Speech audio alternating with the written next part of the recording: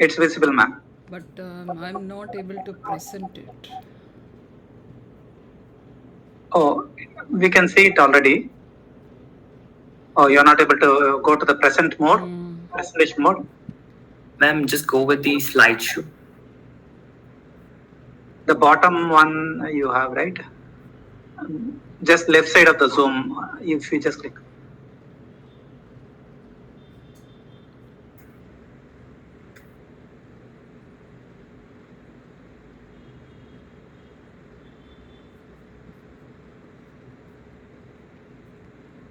We can see the screen now. Yeah.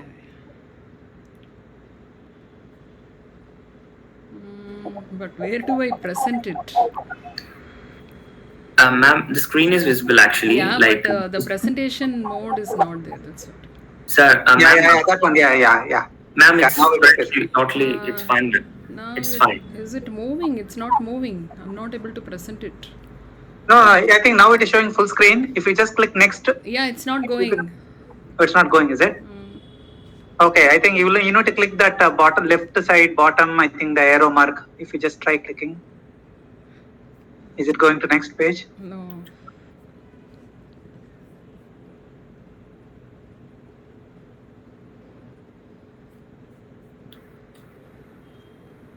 What's happening?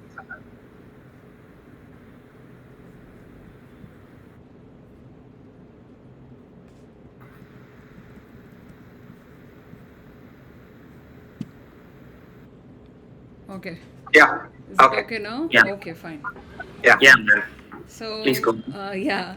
So, thank you so much for inviting me for the 6th anniversary of Dr. Kalam for the Iggnitte sessions and giving me the first topic, work-life balance and stress management. And I'm very happy to be present here. I'm Dr. Ushaa Eswaran.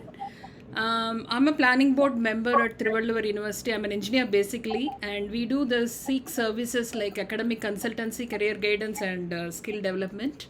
I'm an academician, educationist, entrepreneur, career analyst, professional life skill coach, motivational speaker, NLP master practitioner, and a YouTuber. And I have over 30 years of experience and addressed more than 20 lakhs of people and trained more than a lakh of students and placed more than 10,000 students and counseled more than 1 lakh people. And to give a tribute to Dr. APJ Abdul Kalam, it's a very, very important day for all of us. So his words are to become unique. The challenge is to fight the hardest battle which anyone can imagine until you reach the destination. So this shows your perseverance and the resilience which you need to adapt. Even if you fall down, you have to get up and go to reach your goal. So powerful words from Dr. APJ Abdul Kalam, and become a captain of the problem and defeat it. This is another quote which I love and I like, because every individual has problems, and today my session also deals with some stress which is due to problems, and we need to deal it and we need to defeat it. So that is what is life is all about. So going into our session today, we are going to talk about the work-life balance and stress management. So how do we maintain good work-life balance and how do we manage stress? So when we talk about work-life balance, it is nothing but adjusting your day-to-day activities to achieve a sense of balance between work life and personal life. And after the COVID, like after the lockdown and work from home culture has come, I think for all of us, it is only 24 hours of work and no life, personal or physical, or the family life which we think about. Maybe physically we are 24 hours at home, but mind wise, like we are always at work, because we are always available online and we are called anytime. And throughout the night also we will be thinking and dreaming about what are we going to do the next day. So this has made our work life an imbalance. A lot of imbalance has happened in our daily life, because we are unable to segregate, we are unable to put a barrier between the work and the life, because it is merged now totally, and the life part has become invisible. Almost a diminishing part of percentage is given to the life, and that is the reason a lot of stress factor comes into everybody's life. And work life balance is very, very essential for a person to live a happy life, because if you want to succeed in your life, actually you need motivation, and that does not come from the seniority position or the promotions or the salary what you get. It is the internal happiness that is what is going to make you succeed in all spheres of your life. So some people may ask, like, what is too much of balance, or how much imbalance we are in? So what does it mean, that how do we get it? So it is nothing but how do we assess it? Actually, people may say, like, I just don't have time. See, I have heard many number of times from many people saying that I just don't have time for anything. I can't go and meet my mom. I can't meet my relatives. I can't go to temple. I can't meet my friends. I can't meet my relatives. I can't go for sports, or I can't do my music or painting or drawing, which is my passion. I can't go to beach. Lot of things people used to say that they just have time for work, and they don't have time for anything else. But to my knowledge, no man or woman is busy in this world all 365 days. It's impossible. It's all the priority what you give. That is what makes time for everything, and the sky is not going to fall down if you take few days leave and meet your dear ones. So you need to refresh yourself. We are not machines. That is the reason the world is going towards automation, giving all the routine things to the machines and making us to live like a human being. You know, you do the job which is creative, which is not done by any machine. So don't go into the routine, doing routine jobs and putting your life into a routine thing where you act like a machine without any feelings. So that is what is all about. And office work is not everything in life, and money making is not everything in life. So this is one thing which I would like to emphasize more and insist more, that we all have to understand that money making is not everything in life. And maintaining a balanced lifestyle is what should be the goal. The first and foremost goal setting should be how to have a balanced lifestyle. Let us give equal opportunity, equal timing for each and every activity, and not fix ourselves only to one particular activity. So that is very, very important. So objectives are assess your current work-life balance. So if you really wanted to know how to balance, or really wanted to know whether you're balancing or not, we need to assess what we are doing right now. Are we having a balance or not? Is anyone complaining, whether at home or at work, that you're not showing interest, you're not turning up, you're not spending a lot of time? Definitely the complaint will come from the home only. And is it happening? So you have to make an assessment, and then set goals about changing or maintaining a work-life balance, and develop strategies for balancing both work and personal life, and maintain balance once you find it. So that is very, very important. And here I would like to tell you how we can split this percentage and see whether we have a balanced life or not. Suppose you have 60% of concentration on work and 40% you're allocating to your life, then you can call as 100% satisfaction level. 50% and 50% will give you 75% of satisfaction level, and 75% of work and 25% of life will give you less than 50% of satisfaction level. So this is what we have to understand, what is the percentage of allocation we are doing and giving importance for the work as well as for our life. So how do we know that we are out of balance? Because we wanted to do a lot of multitasking, we wanted to do everything, satisfy everybody and do everything. So we get really tensed up in satisfying everybody and taking care of all the responsibilities. So how do we manage? How do we have a time box calendar? How do we split those things? And we need to understand that balanced life is giving priority to all these activities. See, as a human being, we have feelings, we have likes and dislikes. So it is not the job alone which is going to be our life. So life is not equal to job alone. It is divided into so many paths. So you need to give your time to your exercise, making your physical fitness, and do some future plans or the projects. You need to develop yourself. You need to concentrate on skill development also in order to improve your life or in the professional life. And also you will be having definitely some hobbies and interests.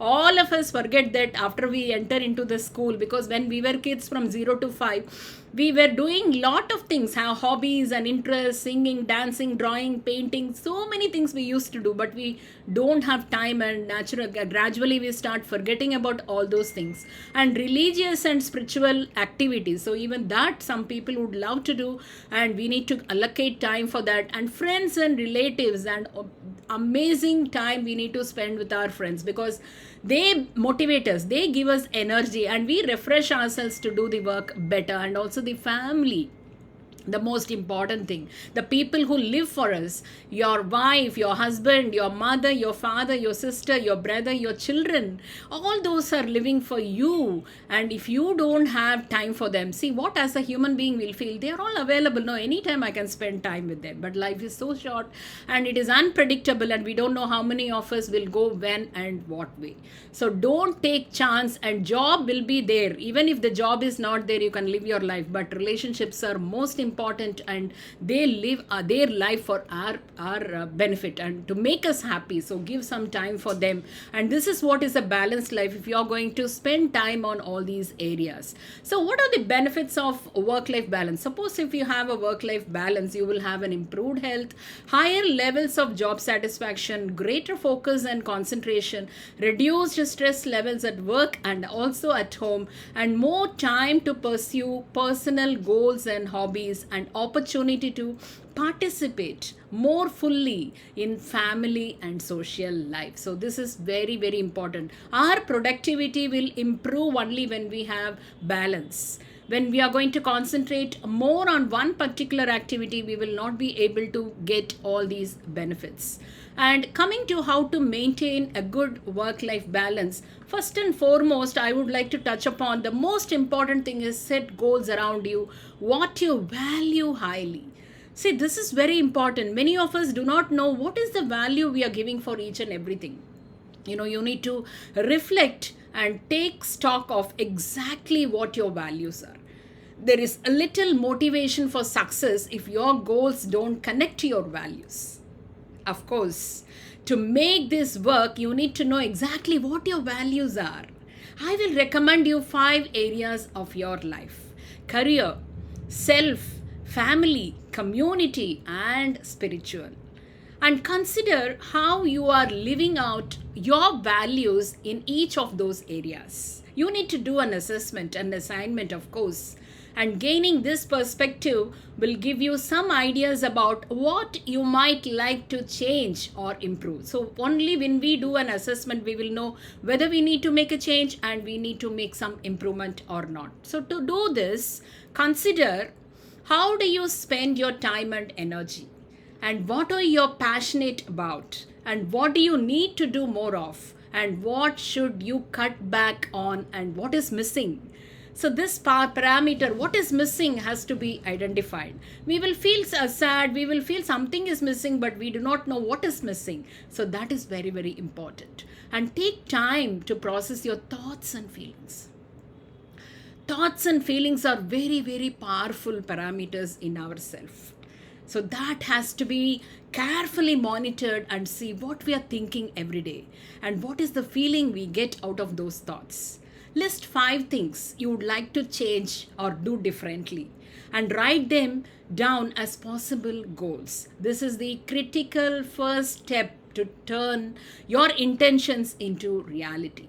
Then you have to make smart goals. Then plan properly and enlist support. Your family members, your friends, your well-wishers are there. Don't die or don't cry alone. Take the support of all your well-wishers and revisit every week. Whatever you're doing, revisit and see where we are going wrong. Then coming to the time management. This is one more thing which adds stress in our life.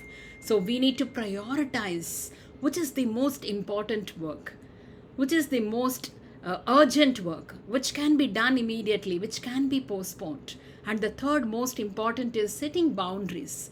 Create a boundary between balancing work and personal time. Leave work at work where possible. So at home, as I said, at work from home, we don't know where is the boundary, where to live, where to put a mark and cross that work to life.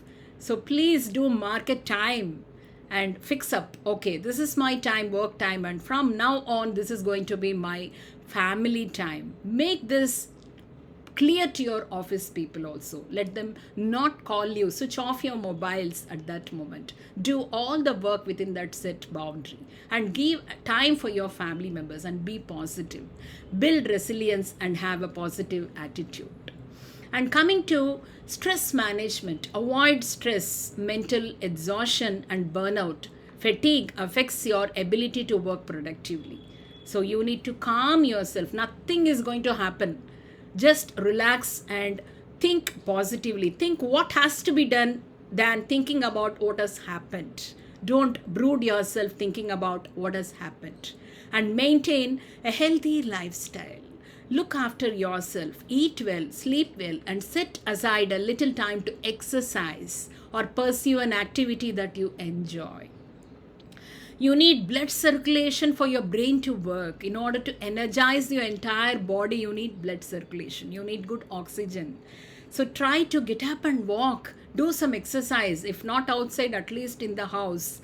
Do some jumping exercise. Make your physical body active. Let the blood circulate with oxygen throughout your body. Then your brain will start working. You will feel happy. And also 3 Ds, very, very important. Do it, delegate it, and dump it. Don't think that all the work has to be done by you alone. You do what is to be done by you. Delegate what is to be delegated and dump which is not at all important. And enjoy your work. Whatever you do, try to enjoy. That is very, very important. What is stress? Everyone experiences stress at some stage in their life. It is a way for us to know that something in our life is causing us concern and is affecting how we are thinking and feeling. And stress is not always bad. In small doses, it can help you perform under pressure and motivate you to do your best. But when you're constantly running in emergency mode, your mind and body pay the price. And the signs of symptoms of stress, it affects our mind mentally, trouble thinking clearly, memory problems, you will not be able to concentrate better, low attention span, poor judgment, anxious or racing thoughts, constant worrying. And emotionally, tightness, moodiness, easily upset or hurt, irritability or short temper, agitation, unable to relax or keep still, feeling overwhelmed, sense of loneliness and isolation, depression, general unhappiness. These are all emotionally it affects. We will not be able to sleep peacefully. Then comes the physical. Physically, we get affected like tightness in muscles, aches and pains, headaches, trembling, sweating, nausea, dizziness, chest pain, rapid heartbeat, loss of appetite, lack of sleep, dreams and nightmares. All these things are causes of stress. Unwanted thoughts in our mind. Thoughts lead to feelings. Feeling leads to some more thoughts. The some more thoughts leads to some more feelings. And it keeps going. And finally, we end up in depression. And behavior. How do we behave when we are in stress? We either eat more or eat less, and sleep more or sleep very little, and isolate ourselves from others, and procrastinate or neglect responsibilities and use alcohol. Some people have the habit of relaxing by using alcohol, and this is not going to give you any sort of benefit. Now, what are the causes of stress? There are 2 types. One is external, where outside forces act on us, and one other is internal. Self-generated. I feel that the self-generated internal cause is more for the stress. So internally or first externally, the causes of stress is majorly because of the life changes. the work, relationship difficulties, financial problems, being too busy, and of course, children and family. And internal causes or inability to accept uncertainty. Lot of people have lost jobs in COVID. So uncertain lifestyle. What is going to happen tomorrow? How I'm going to run my family? So that causes the stress that comes from within, and the doubt, the negative self-talk, the unrealistic expectations, the perfectionism, and lack of assertiveness. So these are all the things which comes from internal, that are self-generated. So how to manage stress? Managing stress is about making a plan to be able to cope effectively with daily pressures. And the ultimate goal is to strike a balance between life and work. And of course, with the relationships and relaxation and of course fun. How are we going to maintain the balance? By doing this, you're more able to deal with daily stress triggers and meet these challenges head on. Some of the strategies, like your body, know your stress triggers, recognize early warning signs and symptoms and act on them to reduce the stress, and practice relaxation techniques or meditation. Eat a well-balanced diet, exercise regularly. So these all are going to give you lot of managing ability about your body.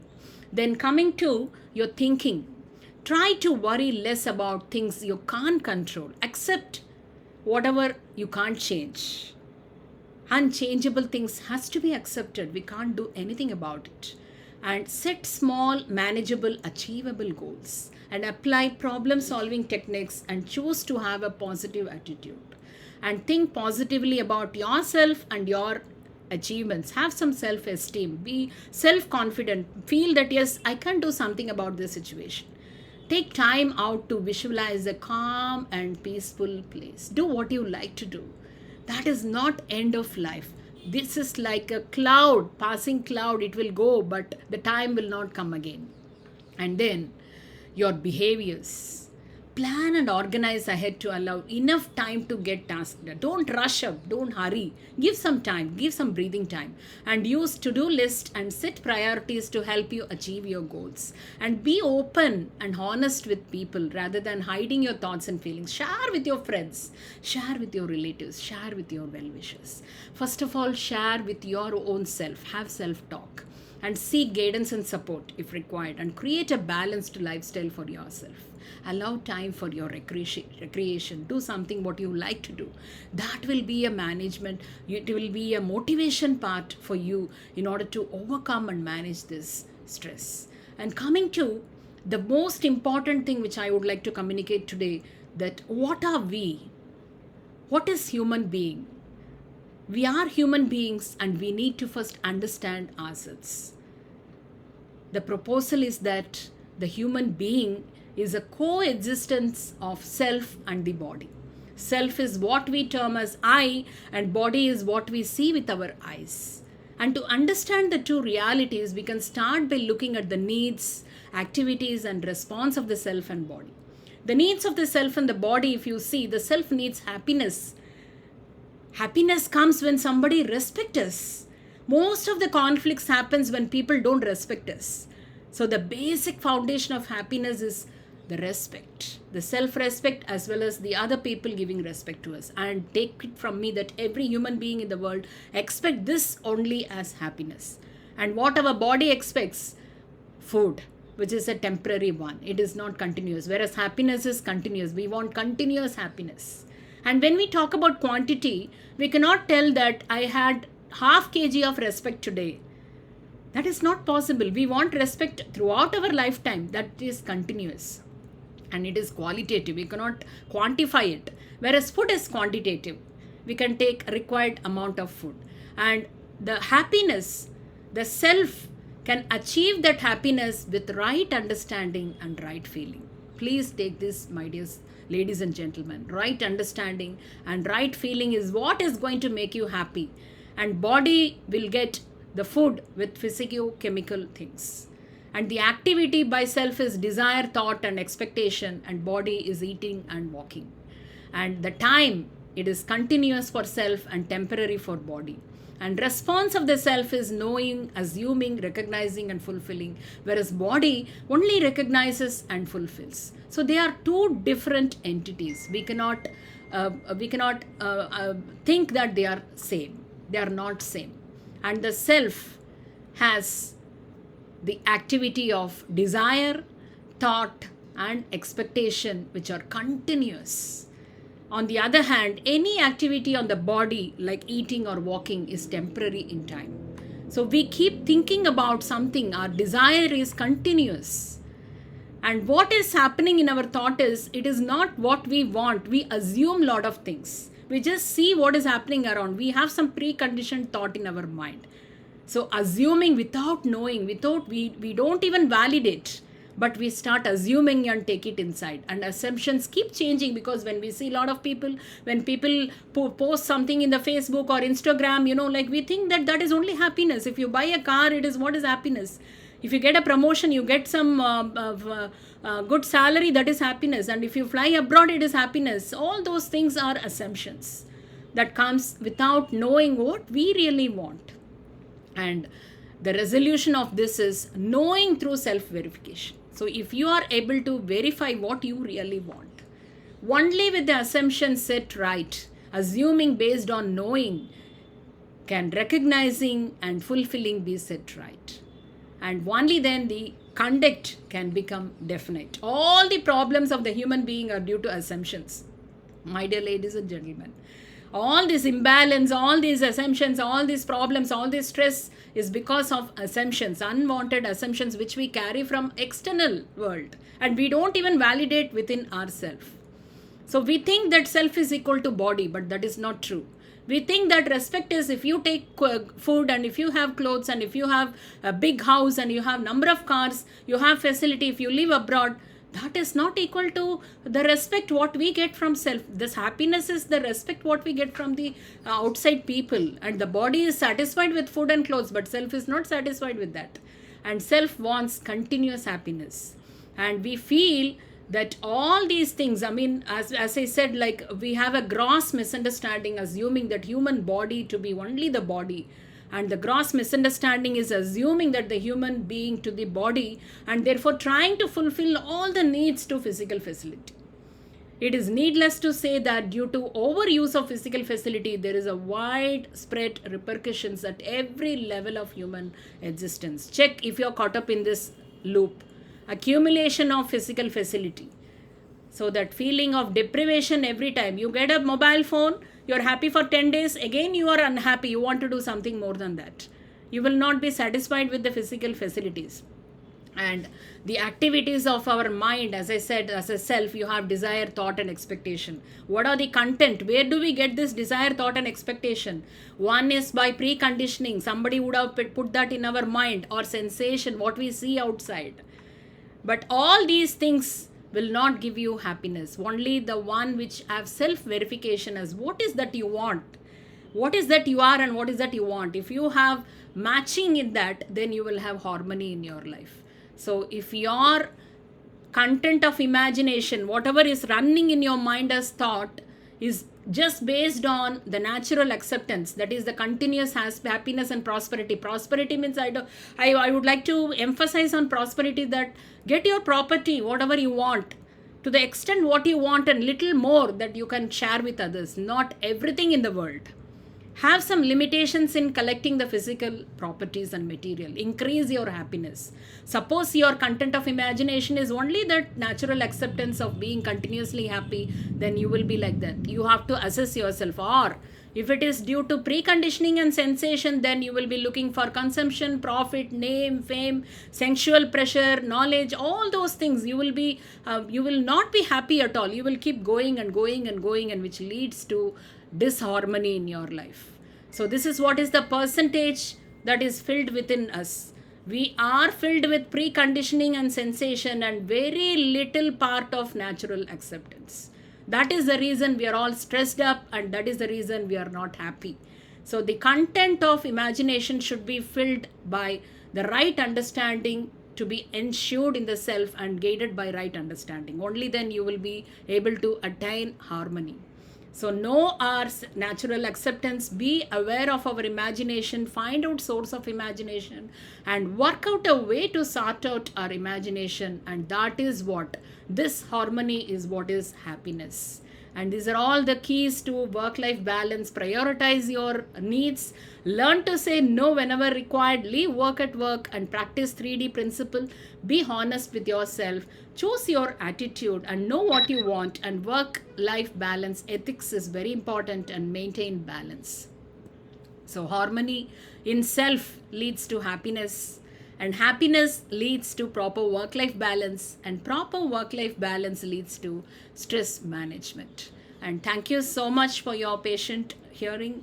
And you can reach me. I have a YouTube channel where you can find number of videos which will be useful for you. Thank you so much for the organizers for giving me this opportunity. Thank you so much for the wonderful presentation with a lot of energy levels. Even after serving 30 years in the industry, we could clearly see the passion in your speech, and that definitely inspires a lot of us actually.